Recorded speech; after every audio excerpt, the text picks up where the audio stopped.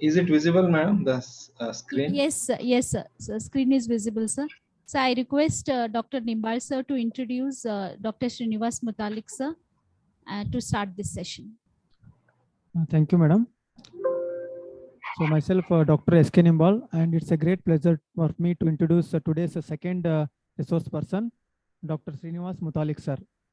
Sir is working as professor and head of the Department of Pharmaceutics in the Manipal College of Pharmaceutical Sciences, Manipal. Sir has completed PhD in 2004 from Manipal Academy of Higher Education and 3 years of postdoctoral studies from the University of Queensland, Australia. Sir was a visiting researcher at A-Star Institute, Singapore in 2016. Sir has good professional experience in academics as well as in pharmaceutical industry at different capacities. Sir has presented research findings at various national and international conferences and delivered several guest lectures. Sir has received various grants and from funding agencies such as DBT, DST, ICMR, AICTE, SCRB, BIRAC, VGST, BRNS, and several pharmaceutical companies, and total worth about nearly 6 crores. Sir has received several awards like Dr. TMA Gold Medal Award for Outstanding Research, Best Poster or Oral Presentation Awards, Distinguished Alumni Award, APTI Young Pharmacy Teacher Award, VGST Award for Best Research Paper, etc. Sir is supervisor for several PhD and PG students. Sir is the life member of various professional organizations. And Sir's interests include the development and evaluation of novel drug delivery systems and nanopharmaceuticals. Sir has published more than 160 papers in reputed journals and has 10 patents in his credits. Sir enjoys Google citations of 3,300 as per Scopus with the H index of 32. With this brief introduction, again I welcome Dr. Srinivas Mutalik sir. So over to you, sir. Thank you very much, sir, for the kind.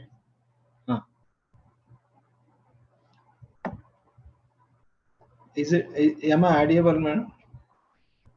Yes, sir, you're audible, sir. Okay, thank you.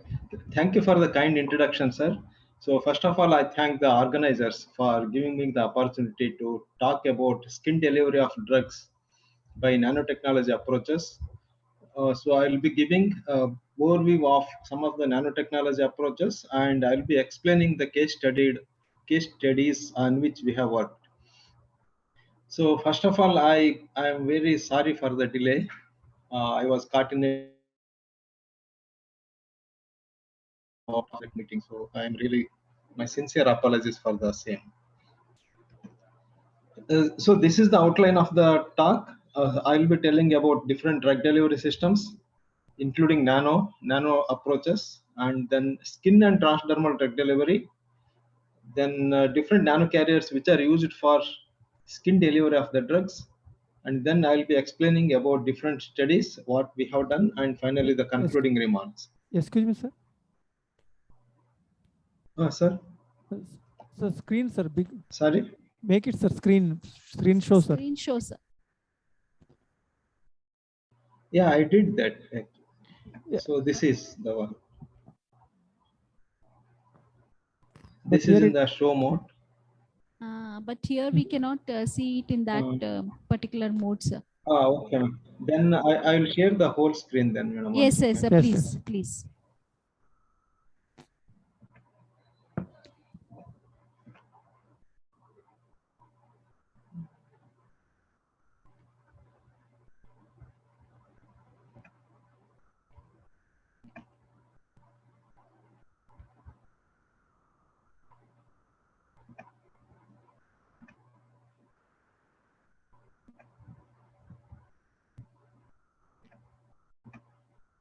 So I hope it is fine now.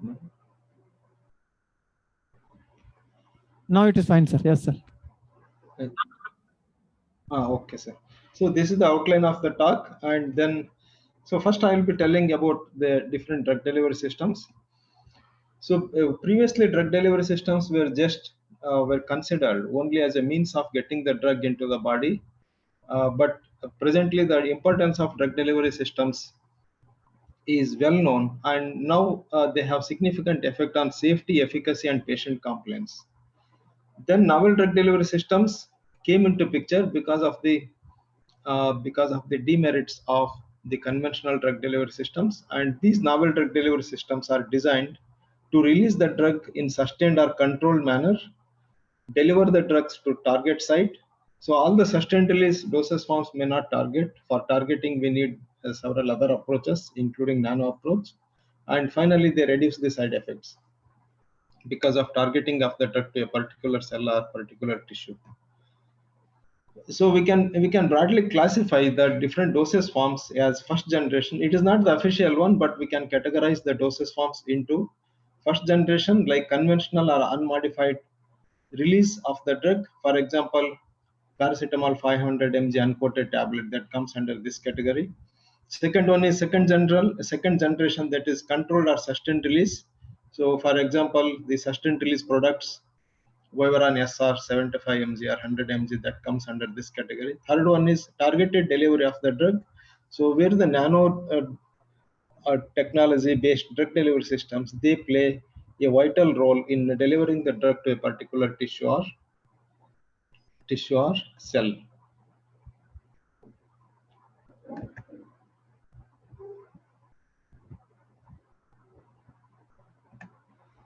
So these two things we are familiar, being the pharmaceutics people, that if you classify the different dosage forms, the first one is conventional one, where in a single day of 24 hours, for example, 3 tablets are given.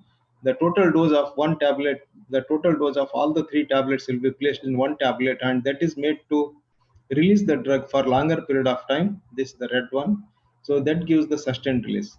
So first generation is the conventional, where the frequency of administration is more. Second generation is the one where the sustained release or controlled release of the drug is observed. And third generation is the one where the drug is getting localized within the affected part within the body. For example, if tumor is situated somewhere else, so all the drug, whatever we are injecting, will go and accumulate here. It will not distribute throughout the body. So this third generation or the targeted delivery of the drugs is achieved mainly by nanotechnology approaches. Then the main focus of this talk is on the skin delivery of the drugs using nanotechnology approaches. Drug delivery systems which introduce the drug into the body across the skin non-invasively are gaining importance. This is through the skin. Skin is the organ that covers a surface of around 2 meters square and receives 1/3 of the blood. It provides a large surface area for drug absorption, most readily accessible organ in the human body. Transdermal drug delivery provides controlled continuous delivery of the drugs through the skin directly into the systemic circulation while maintaining consistent efficacy, and they reduce the side effect. They are generally available as adhesive patches. Most transdermal drug delivery systems use passive diffusion for drug delivery. But the recent advancement in the nanotechnology and its application in the skin delivery of the drugs, several nanocarriers have come into picture along with the physical enhancement techniques like iontophoresis and sonophoresis. Transdermal drug delivery provides controlled continuous delivery of drugs through the skin directly into systemic circulation, and once it reaches the blood, then drugs reach the systemic circulation and then it is transported to the target site. So although we are applying the patch somewhere else on the chest or on the back of the ear somewhere, but the drug after reaching the blood, it will reach the affected part. For example, it may be brain or liver or it may be spleen. But there is a problem with the skin, that is the stratum corneum, which is the toughest barrier for the delivery of the drugs across the skin. So this is the enormous barrier. Enormous barrier property of the skin is due to the presence of stratum corneum. The thickness of stratum corneum is very, very less. It is around 15 micron thick, but it is very, very hard because it is it is consisting of keratinocytes, and it is the structure is like a wall, like we are going to keep the bricks in the cement. So the cement will be like the cement will be like the lipid matrix, and the bricks are like the bricks are nothing but the keratinocytes. So it is usually the cells are generally containing the proteins, and the cement, that is the matrix between the cells, is nothing but the lipid. So it is composition of both lipids as well as the proteins. It is a very tough barrier. In between keratinocytes, lipid layers are present, like for example brick like structure. This highly ordered structure makes the stratum corneum practically impermeable. Otherwise, anything we apply on the skin will easily permeate, but that is not possible. How can we breach this barrier? One is chemical enhancement. So everyone is familiar with the permeation enhancers. They are the chemicals which reduce the resistance for the skin to deliver the drugs across it. The examples coming under this category are surfactants, polyalcohol, sulfoxides, fatty acids, etc. So these are the chemicals which reduce the resistance of the skin for the delivery of drugs. Second one is physical methods like iontophoresis, where we are going to apply little amount of current. Sonophoresis, where we are going to apply the ultrasound. Electroporation, where we are going to apply the current for very little time but very high voltage. And next one is microneedle or nanoneedle, which physically ruptures the upper layer and then allows the drug across the skin to the systemic circulation. Third one is, this is the important approach where the chemical as well as physical enhancement methods are not used, but we are going to use the nanocarriers such as microemulsions, liposomes, polymeric nanoparticles, solid lipid nanoparticles, dendrimers, etc. So transdermal drug delivery systems, they conventionally contain simple transdermal patches or nanogels. Active transdermal techniques like iontophoresis, electroporation, sonophoresis, and formulation manipulation is by nanocarriers. So even these active transdermal techniques are still are also being available in the market. For example, iontopatch is available in the market, which use the low electric current. That is the battery operated unit. So these are different images. Like in iontophoresis, we are going to use low amount of current. In sonophoresis, we are providing ultrasound. So this is not the usually used ultrasound unit, because the ultrasound unit which we use for skin is a little bit different. And this is the transdermal drug delivery system, that is the conventional one. For example, nitroglycerin transdermal patch, and this is the structure of microneedle. Then coming to the important aspect of today's topic, that is nanocarriers or nanotechnology and applications of these nanocarriers in the skin delivery of the drugs. So skin delivery, here I am mentioning both approaches. One is topical delivery as well as a transdermal delivery, both. So Greek word nano, it is the meaning of nano is nothing but dwarf. So this is nothing but it is nothing but technology development at atomic or macromolecular level in the length scale of 1 to 100 nanometers. But for pharmaceutical applications, we generally go up to 1000 nanometers. So nowadays there is a lot of opportunity in this area, and because they have yielded very good results, especially in the cancer treatment. So why is it more important? Because of prolonged release, they increase the duration of action and decrease administration frequency. Next one is improved solubility and stability of the drug. For the classical example is curcumin. Then the third one is circulate in body and penetrate tissues, for example tumors. This is because of enhanced permeation and retention effect in the tumor. Tumor is having the leaky vasculature, and these nanocarriers will be going and entangled within the leaky vasculature of the tumors. Next is targeted drug release, will protect other tissues because the drug is not getting distributed throughout the body. And because of this targeted drug release, we are going to deliver a lower dose of the drug, and whereby again toxicity is less. Improved pharmacokinetics, and last one is decreased harmful side effects. So on these are the nanocarriers which are used for drug delivery and targeting. Dendrimers, liposomes, SLNs, solid lipid nanoparticles, NLCs, nanostructured lipid carriers, polymeric nanoparticles, micellar systems, microemulsions, and we are basically working on dendrimers, lipidic vesicles, and polymeric nanoparticles for skin delivery. There are plenty, but we have restricted our research into these three carriers. So I will tell briefly about dendrimers, then lipidic vesicles and polymeric nanoparticles, and will explain how we have used these nanocarriers for the delivery of the drugs. First one is dendrimers. These are artificial macromolecules which are having several attractive properties like regular and high degree of branching, multivalency and nanosize, globular architecture, well-defined molecular weight, monodispersity, precise number of surface groups.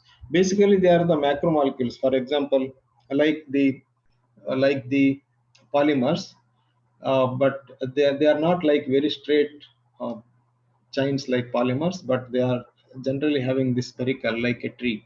So there will be one originating, and then it will be like a spherical structure. So dendrimers are basically highly branched globular structured macromolecules having a core moiety at the center, and around the core moiety there will be layers of the monomers, and these monomers will form the branching units, and at the end of these branching units there will be closely packed surface groups, and between these closely packed surface groups and branching units there will be internal cavities. It will be like the structure of cyclodextrins, beta cyclodextrin basically. So beta cyclodextrin is like a cup-like structure where the cavity is hydrophobic in nature and the exterior part is hydrophilic in nature. So same is the case with these types of dendrimers. This cavity is hydrophobic in nature, and external, because of the closely packed surface groups, it will be hydrophilic in nature. And your drug, if it is hydrophobic or lipophilic, will come and sit here, and because of that the solubility of the drug is increased.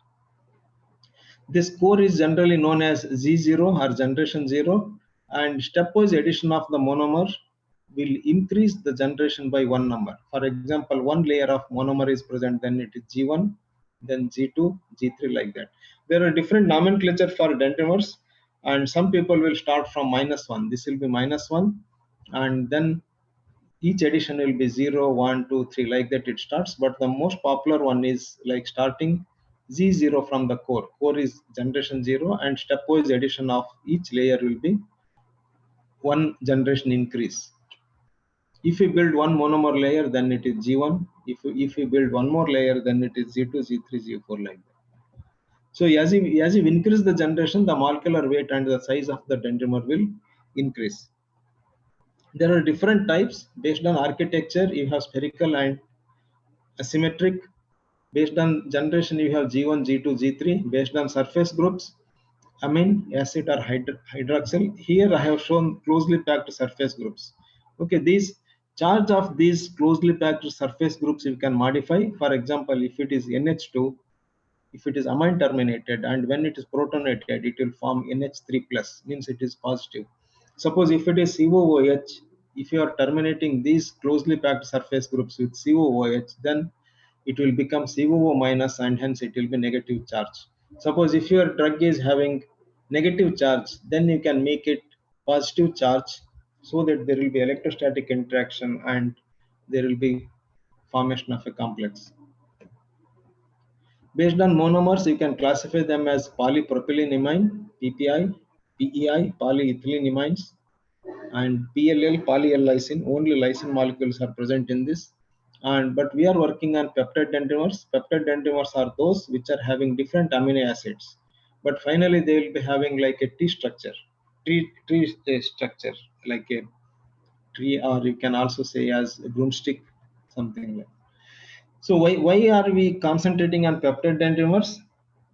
There are different dendrimers like palmum dendrimer, polyamidoamine dendrimer, that is widely used and very popular. Lot of papers you can find. But finally, when it comes to the application, they are not widely used because of biodegradation problem. When they degrade themselves in the body, the toxic byproducts are formed and they are cytotoxic.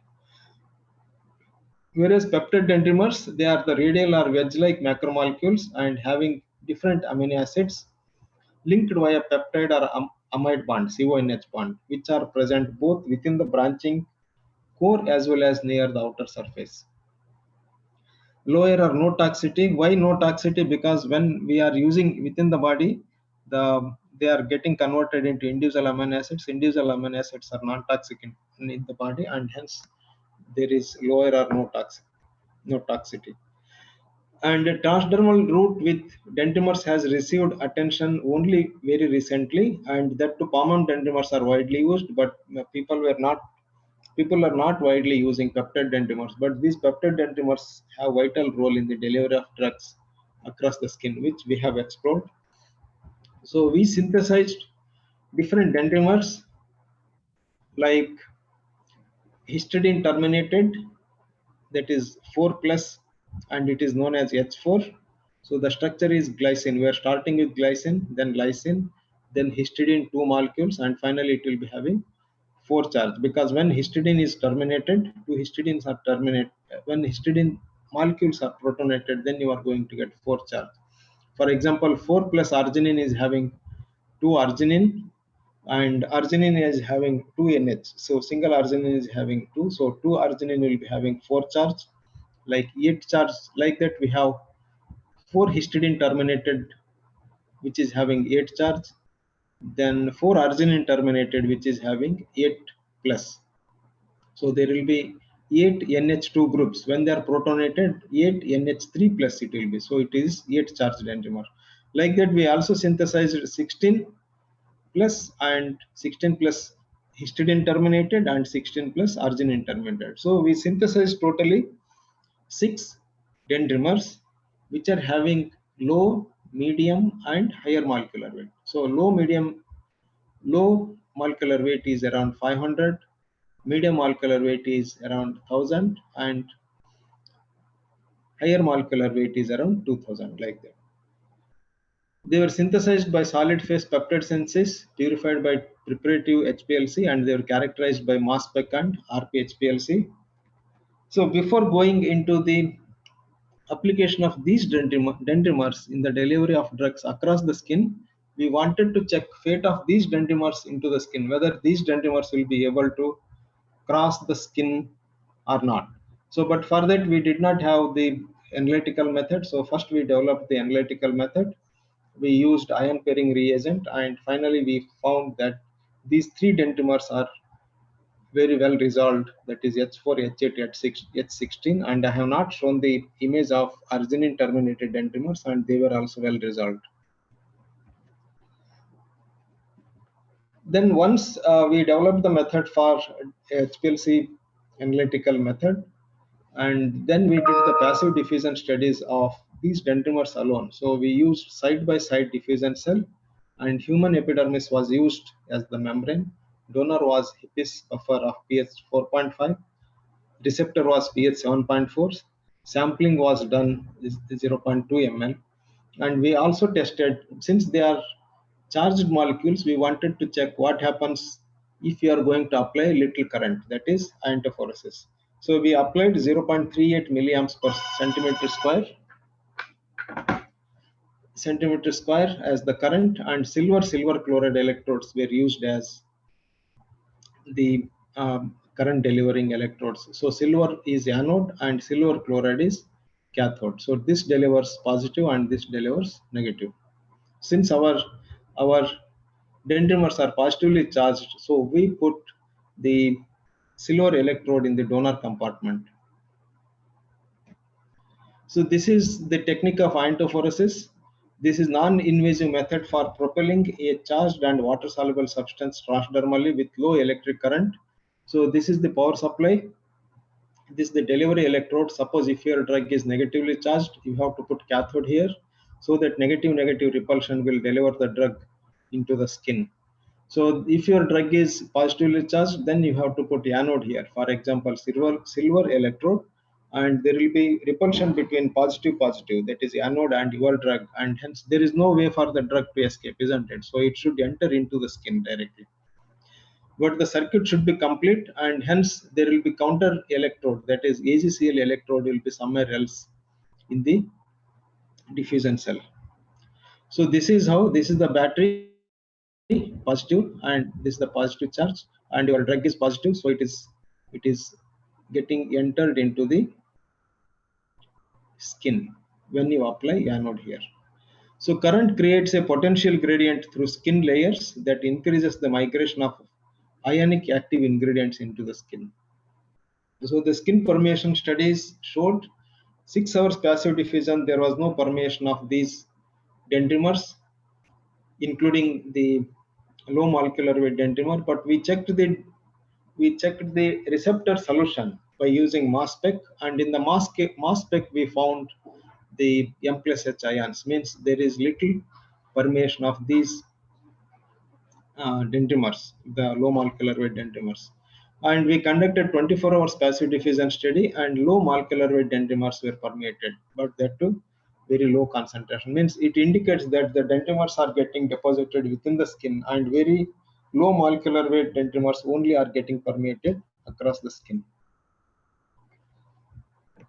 But when we did the skin permeation study using iontophoresis for 6 hours, there is very good increase in the flux values. So this is how the dendrimers got permeated when iontophoresis was applied. This is the high molecular weight dendrimer, very low permeation. This is medium molecular weight dendrimer, medium permeation, and this is the low molecular weight dendrimer, high permeation. Same was observed with arginine dendrimers. But whenever we apply electric current, there are two possibilities. One is the electrorepulsion. Electrorepulsion is nothing but the like charges will repel. So positive parts positive will repel, and the drug molecules or the dendrimer molecules will enter into the skin. That is one mechanism. And second mechanism is whenever you apply little current, that time there will be convective solvent flow, and along with that solvent flow, some of the drug will also go into the blood. So here we wanted to check what is the dominant mechanism, either electroosmosis or electromigration for the delivery of dendrimers into the skin. So here we determined the contribution of electroosmosis to observed permeation. So here we took paracetamol as electroosmotic marker because it is not having any charge. Suppose when you apply the current, if very high concentration of paracetamol is found in the receptor compartment, then it indicates it is having electroosmosis mechanism. So acetaminophen was calculated in iontophoresis in presence of each dendrimer. So the total permeation or total flux is because of the contribution of electroosmosis and because of the contribution of electromigration. And finally, we found that electroosmosis contribution to total flux is only 2 to 30%, means 70 to 98% of the mechanism is based on electromigration. So main mechanism is electromigration, where it accounts for 70 to 98%. Why this electromigration? This is because of the charge what the dendrimers carry. Because of the positive charge, when you apply anode, the drug will come into the blood or into the receptor compartment. Suppose if your drug is anode, you have to apply cathode. If your drug is negative, you have to apply cathode, and because of negative repulsion, drug will enter. So in this case, the positive charge what the dendrimers carry, and this drives the positive charge drives them into the receptor compartment under the influence of current. So once we understood the fate of dendrimers when the electric current is applied as well as in the passive diffusion, we wanted to check the effect of sonophoresis, ultrasound, what happens in the presence of ultrasound. In case of passive diffusion, very less amount was permeated, whereas in case of iontophoresis, more amount of dendrimer was permeated. And likewise, when we applied sonophoresis also, the amount of dendrimers that is permeated is high. So these two studies indicated that The passive diffusion itself is of no use for dendrimers migration into the or dendrimer permeation into the skin, whereas iontophoresis is good and sonophoresis is also good. Compared to iontophoresis and sonophoresis, iontophoresis is little bit better. So once we identified what happens for the dendrimers, or what is the fate of dendrimers in the skin permeation studies, we wanted to deliver a drug using these dendrimers. So we studied enhancing effect of peptide dendrimers on deposition and permeation of 5-fluorouracil. So this is the drug that is generally used in the skin cancer. Solubility of 5-fluorouracil in phosphate buffer 7.4 was increased. Then N-octanol phosphate buffer partition coefficient was also increased in presence of peptide dendrimers, and it was stable in skin extracts as well as in the presence of dendrimers. And this is the 5FA in vitro skin permeation studies. We did the skin permeation studies using simultaneous application as well as pre-treatment application. And here the arginine terminated 8 charge dendrimer showed very good permeation for 5FU. So this indicates the dendrimers, although themselves they are not permeating across the skin in the passive diffusion, but they are increasing the permeation of drugs in presence of them. Then we did the studies with ketoprofen. Actually, our idea was to select one hydrophilic drug and one hydrophobic or lipophilic drug. So ketoprofen is water insoluble and 5-FeV is water soluble. We wanted to check both water soluble and water insoluble drugs with dendrimer. So here peptide dendrimer was associated with sonophoresis. The aim was to determine individual and combined effects of peptide dendrimer and ultrasound on transdermal permeation of ketoprofen. Again, we used 3 dendrimers which are arginine terminated and having 4+, 8+, and 16+ charge. And we did the skin permeation studies. Peptide dendrimer increased skin permeation of drug. Enhancement ratio is up to 3.25 times, means the permeation is more than 3 times high compared to drug alone. Combination of peptide dendrimer and ultrasound further increased the enhancement ratio. In vivo studies also we conducted by using mouse, and peptide dendrimer and ultrasound assisted permeation achieved much higher plasma concentration of drug compared to passive diffusion. So actually we got almost same concentration of drug when we used the peptide dendrimer as well as the sonophoresis in comparison with oral route. Then okay, this all we did with, okay, first we tried with fate of peptide dendrimer across the skin using iontophoresis as well as passive diffusion. Next we used 5-fluorouracil, that is the water soluble drug. The flux was increased. And third one is ketoprofen, and we also used ultrasound, so it also showed better permeation. And then all these things are done with complexation. I hope you understand the difference between complexation and conjugation. And complexation is not a conjugate, there is no chemical bond. So we wanted to check by preparing the conjugates of these peptide dendrimers with ketoprofen. So we made like, it is like a prodrug approach. So ketoprofen was chemically conjugated to dendrimer, and dendrimer part is positive charge. So we speculated that, or we hypothesized that it would improve the permeation of drug. So here we synthesized 4 conjugates of peptide dendrimer. KP means ketoprofen, dendrimer 1. This is first conjugate, where glycine, ketoprofen was conjugated to lysine, and after that one lysine is free, and to that one more, here lysine is having 2 NH2 group. So keto group is added, ketoprofen is added to one NH2, and another NH2 is free, and to this lysine NH2 we added one more lysine.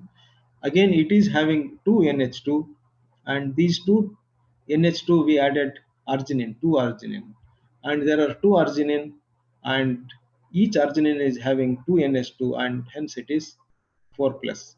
So like that we prepared 2 4+ charged conjugates and 2 2+ charged conjugates, and the molecular weight is almost same. It is around 800 to 900 or 987, 820 to 987 molecular weight.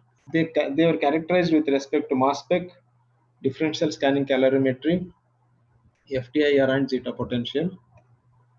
Then we did the skin permeation studies with iontophoresis. So good results are obtained with iontophoresis. With respect to, I am not showing passive diffusion studies here because we did not get good permeation studies with passive diffusion alone. They were not able to permeate because we are not finding good concentration of ketoprofen in the receptor solution. This may be because of high molecular weight. So this high molecular weight is not able to permeate across the skin, whereas ketoprofen alone is having very good or very small. It is a very small molecule, so it can easily permeate. So compared to ketoprofen alone, this dendrimer could not increase the permeation of drug across the skin. But when we applied iontophoresis, there is very good permeation. Here you can easily observe this is the pure drug, and all these conjugates showed very high permeation. Good results are obtained with iontophoresis, and among them D2, that is 4 charge dendrimer conjugate with ketoprofen having 823 is showing very good permeation. So in vivo skin permeation studies also we did in mice using iontophoresis. So we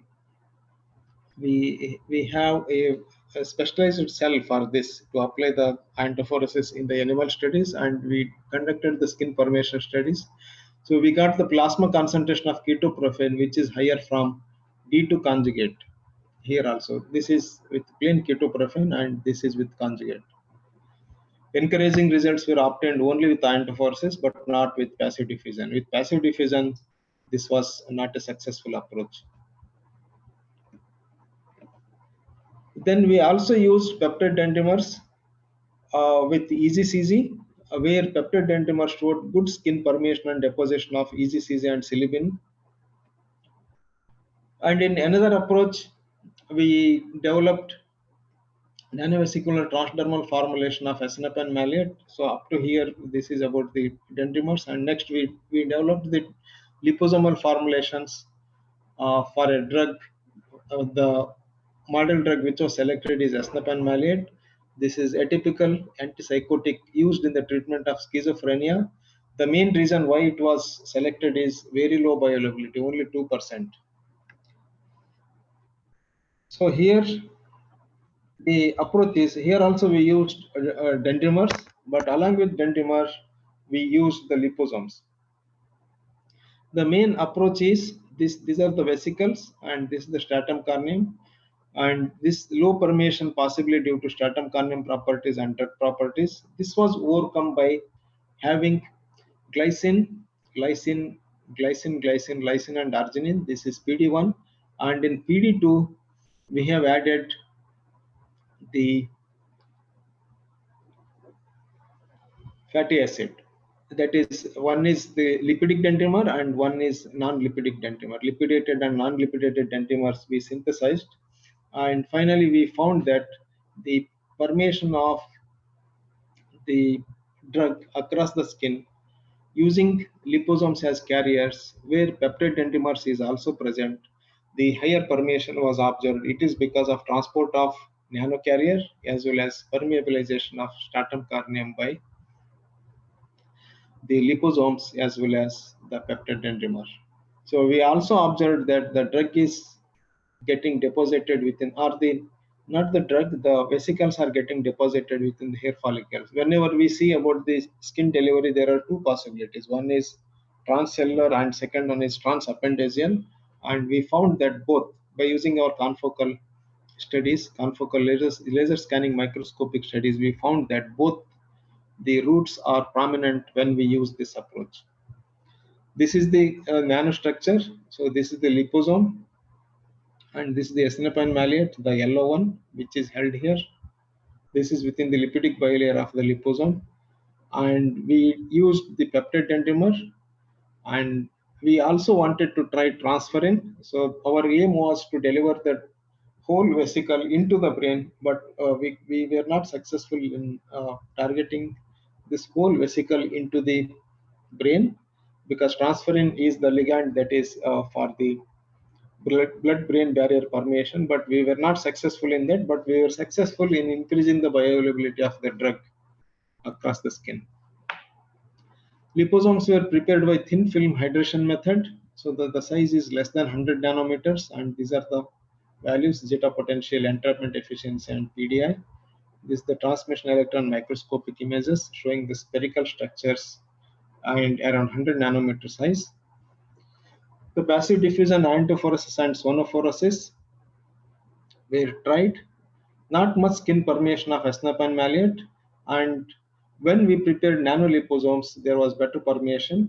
And when we prepared nanoliposomes and iontophoresis was used, so it was a good permeation was there. Why iontophoresis was used? Because we developed the liposomes in such a way that they carry the positive charge. So drug is present within the liposomes, and the liposomes are made up of the cationic lipids, for example, DOTAP. So because of that, the positive charge is there, and when you apply iontophoresis, there was permeation across the skin. Then cytotoxicity evaluation. So they were less cytotoxic, the formulation containing peptide dendrimer as well as the liposomes. And then we wanted to do CLSM studies, confocal laser scanning microscopic studies, to check the mechanistic visualization of the liposomes within the skin.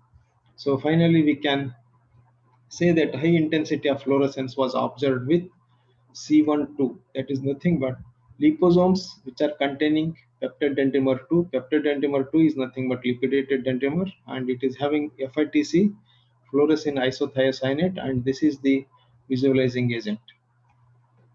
So you can make out here, this is the C2. And next one is all samples showed high intensity here, confocal images of skin sections obtained at 6 hours after treatment with sonophoresis. So PD2 was found to increase permeation of vesicles here also, that is lipidated dendrimer. And we also found transfollicular movement of the particles. Transfollicular means across the, along with the hair follicle. Then pharmacokinetic studies were also increasing. This is the oral route, and whereas the transdermal route with iontophoresis and peptide dendrimer and liposomes that showed better results. Then coming to this is a very detailed study which I cannot present completely here. Peptide dendrimer based liposomes were developed for transdermal delivery of SNP and malleate. So liposome containing PD1, that is non-lipidated, and PD2 lipidated, considerably enhanced formation of SNP and malleate, and increased when we conjugated transferrin, increased SNP permeation of SNP and malleate when PD was incorporated. All liposomes showed a synergistic permeation enhancement with sonophoresis. Toxicity studies showed low toxicity. We did in Hackett cells, keratinocytes, skin keratinocytes. Then mechanistic evaluation revealed considerable transfollicular permeation, and PK/PD studies indicated sustained action of formulations in the in vivo settings. Then we also have done several other studies. One of the studies included the development of EZCZ and hyaluronic acid loaded nanotransferasomes for synergistic UV radiation protection along with the antioxidant and anti-aging effects. So we incorporated both. EZCZ is antioxidant and HA is very good agent for the skin. It is the biocompatible polymer, effective and it is effective anti-aging agent. So we prepared transferasomes containing EZCZ and hyaluronic acid. So this is the skin, this is the transferosome vesicle, so you can easily make out the lipidic bilayer here. And the XRD studies, DSC, all those studies were conducted. And finally, the in vitro skin permeation profiles of EZCZ alone, EZCZ transferosome, and optimized transferosome. So this was done. Optimized transferosome is the formulation ETF1. So here ETF20, this is the optimized formulation, showed a better permeation across the skin. So we did the in vitro antioxidant activity by DPPH and ABTS. So where the vesicle showed better permeation, and along with that, uh, we actually it is also a detailed study. Sunscreen creams were developed finally containing these nanotransferasomes, and they showed excellent SPF, sun protection factor. There was no skin toxicity and good in vivo antioxidant effect because we did the GSH catalase and sodium this dismutase activity in the skin, and uh, these antioxidative enzymes level were better um, in case of the vesicles. So high skin retention of the EGCG, and there was no in vivo skin permeation of EGCG. So we modified the cream in such a way that the actives will be retained within the skin. Then this is about the superoxidase dismutase. Sorry, GSH, glutathione, catalase, and superoxidase dismutase. So these are the antioxidative enzymes we estimated in the skin. So like that, naringenin and morin nanoparticles were prepared, and they also showed excellent SPF, no skin toxicity, and good in vivo antioxidant effect. In another study, we developed the sunscreen creams containing morin encapsulated nanoparticles for enhanced UV radiation protection and antioxidant activity. This is also a detailed study. Then coming to the conclusion, transdermal drug delivery systems. Okay, this all shows the studies what we have done with the dendrimers with the lipidic nanoparticles, by combining lipidic nanoparticles with the dendrimers, and finally with the polymeric nanoparticles. So we can modify these nanoparticles in such a way that the deposition of drug can be observed within the skin, and we also can modify the nano carriers in such a way that they will cross the skin and enter into the blood. So both ways it is useful. What's ahead in transdermal drug delivery systems? Delivery of larger molecules. This is still a challenge using enhanced passive and active delivery systems. Large molecular weight, molecules. It is difficult for skin delivery. Next one is materials and formulations to reduce skin irritation, to enhance the adhesion profile, and to improve the comfort and wear. So there is one more area where we can do the research in the development of materials and formulations to reduce skin irritation. For example, development of very good adhesives. And next one is nanocarriers for selective localization within different skin layers. So although we try our level best to deposit the drug within the different skin layers, it is very difficult. And finally, some amount will enter into the blood, or some amount will be on the stratum corneum itself. It is very fine tuning is required in that area. So addressing the stability issues of nanocarriers in the final formulations. Many times we see that liposomes are incorporated in the creams, or they are incorporated in the gels, and many people show a lot of stability, but it is very difficult to get stable because the liposomes are made up of phospholipids. They will easily dissolve, and finally we don't get very good stability of these nanostructures when they are present in the creams. So if we have some medium for dispersion in which the nanoliposomes or the nanolipidic structures are stable for longer period of time, then it is very good area. For polymeric nanoparticles, it's okay, but for lipidic vesicles, it is very tough. So finally, I would like to acknowledge the organizers of this AICT training program, Kelly College of Pharmacy, Hubballi, for giving me the opportunity. My research scholars and PG students and colleagues, and I acknowledge Manipal College of Pharmaceutical Sciences and MAHAI for the facilities, different funding agencies which helped in performing these studies like DST, DBT, ICMR, BRAC, BRNS, and several pharmaceutical companies, and our collaborators who helped in conducting these specialized studies like University of Queensland, Australia, King's College London, NIPER. Then in Taiwan, we have some collaborations, BITS Pilani. So thank you very much for the patient listening. I hope I have not bored. And first of all, I again apologize for the delay in starting the talk. Thank you very much. Thank you, sir. Thank you, sir. It was an excellent presentation. So there's one question from the delegates. Okay, ma'am. How the size Yeah, of the please, ma'am. dendrimers and vesicles affect the permeation of the drug? Yeah, this is good question. This is usually for skin permeation, less than 100 nanometer is the good size the for the nanoparticles. But many people show even 400, 500. But we have found that less than 100 nanometer is good. And in presence of dendrimers, the size is not getting increased so much because dendrimers themselves, they are very small molecules.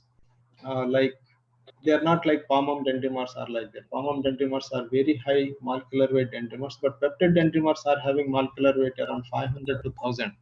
So they don't alter the size of the transferosomes or liposomes so much. So lesser the size, so higher the permeation. So one more question, as one delegate is asking to repeat the formation of the dendrimers. Means the synthesis. Yeah, the synthesis part. Sir, no, not the synthesis. You are talking about generation 1, 2, 3, depending upon the surfactants, that part. Yes, Sir, sir. about the first generation. Sir, second. actually, in case, yeah. That generation is basically applicable for the dendrimers which are having spherical shape. For example, if you take polypropylenimine or polyethylenimine or palmum dendrimers, they are like complete spherical structures, and there we can easily define the generation. So 4 will be 0, and after that there will be addition of one layer of monomer, that is generation 1, and addition of second, then there will be one more like G2, G1, G2 like that. But in case of peptide dendrimer, they are the asymmetric ones. So we generally, it is difficult to define the generation in case of peptide dendrimer. So what we think is, like, suppose if glycine is the core, so around the glycine we will put lysine, then we call that as one generation 1.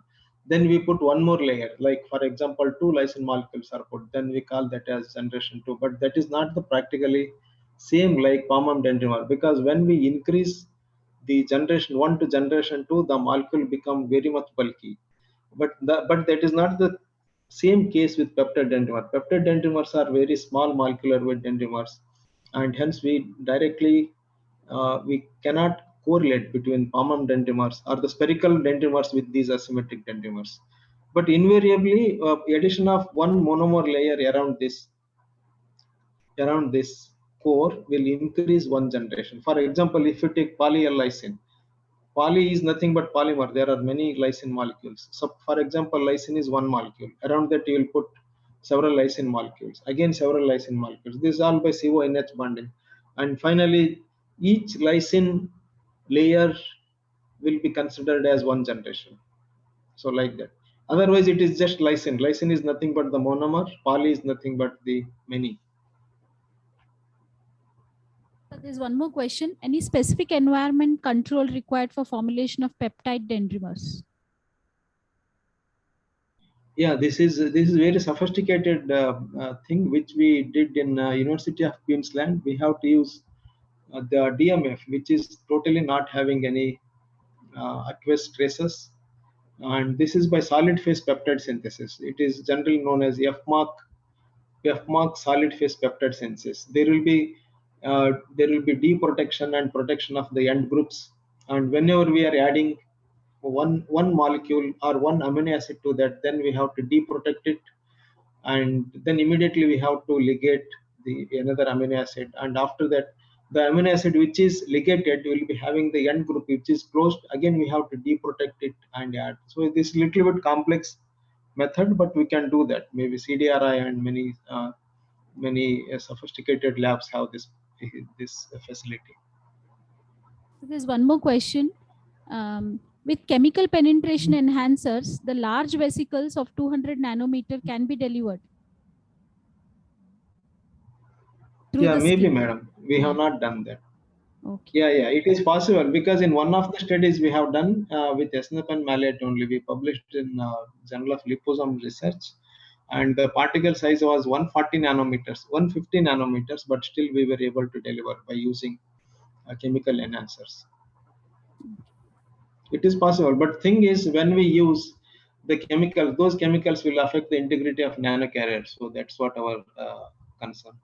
So the major issue is where the permeation, which can be enhanced by iontophoresis or sonophoresis technique. Yeah. Yeah. Okay.